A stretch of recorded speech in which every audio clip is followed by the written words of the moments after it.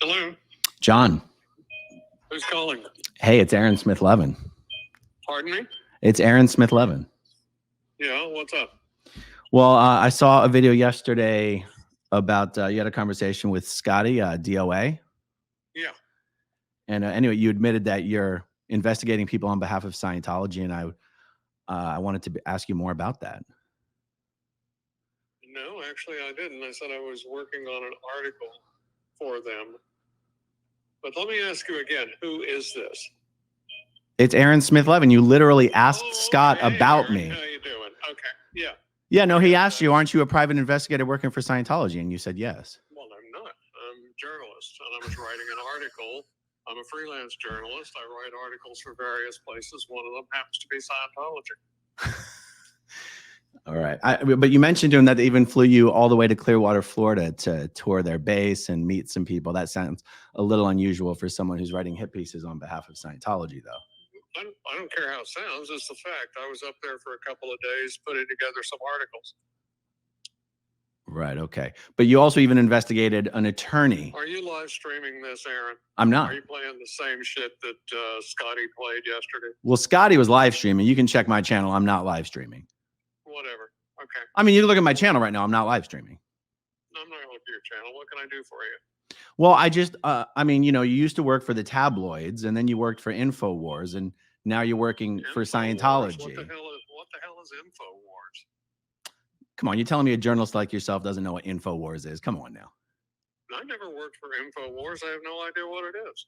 All right, then. All right. It's never been one of my clients. Did you get fired from the tabloids for saying Philip Seymour Hoffman had a gay lover? For what? For saying Philip Seymour Hoffman had a gay lover? No. You didn't? There was what happened was the Inquirer closed down in Florida, fired everybody, and moved to New York. Right. Okay. I mean, is there no professional blowback for being seen as just being a mouthpiece for a human trafficking cult? I mean, come on. I mean, how do you go from being a journalist? I mean, you call yourself a journalist. How do you go from being a journalist to a writer for hire for a human trafficking cult that harasses its former members? I'm a professional freelance writer. That's what I do. And I don't see anything of that nature in Scientology.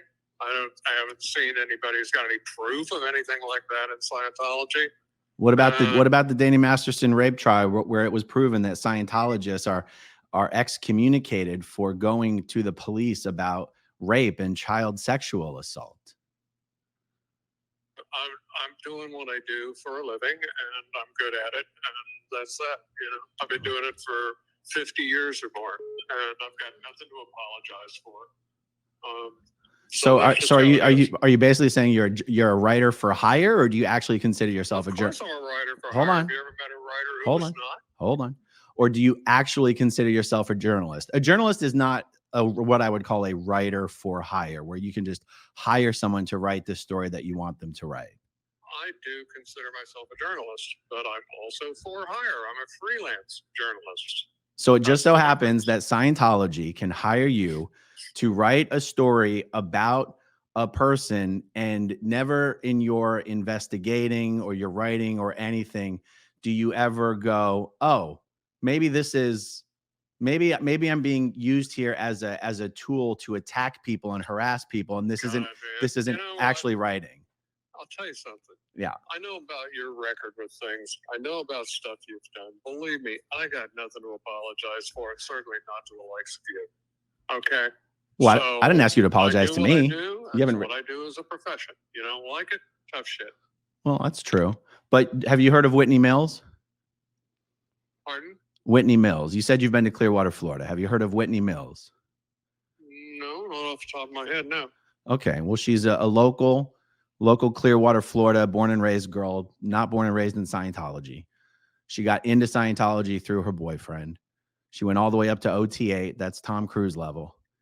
And then she told her contacts at Scientology that she wanted to kill herself. And they put her under watch. And I know you know this because I know you know about Lisa McPherson, because back in 1999, you wrote an article about Lisa McPherson. So they put Whitney Mills under watch. This is just last year, John. They put Whitney Mills under watch just like they did Lisa McPherson.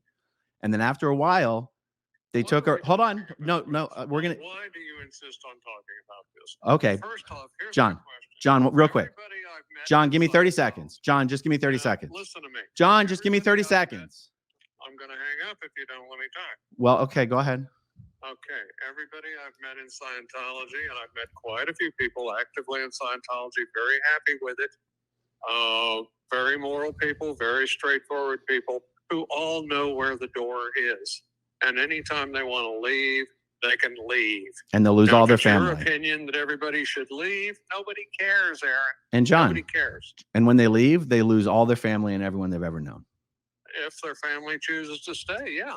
It's the family's choice, not theirs. Okay. So once Whitney said she wanted to die, they took the watch off of her and she set herself on fire and shot herself in the head. Well, okay. I'm sorry about that, but obviously she was a very disturbed person, you know. Yeah. A disturbed person who wasn't allowed to seek mental health treatment because Scientology doesn't allow it. Well, obviously, hold on. Really? Okay, just a minute. The bottom line is, Aaron, I'm not going to get into this with you.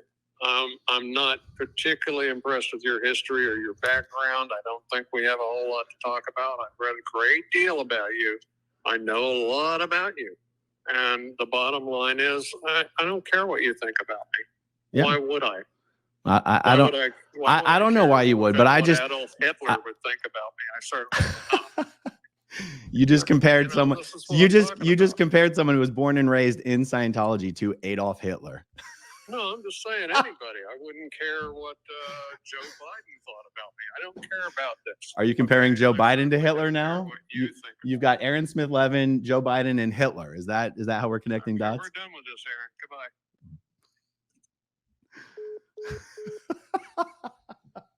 There we go, ladies and gentlemen. Okay, if you want to see my rock and roll songs, click right on this guitar. And if you want to see a different one of my videos,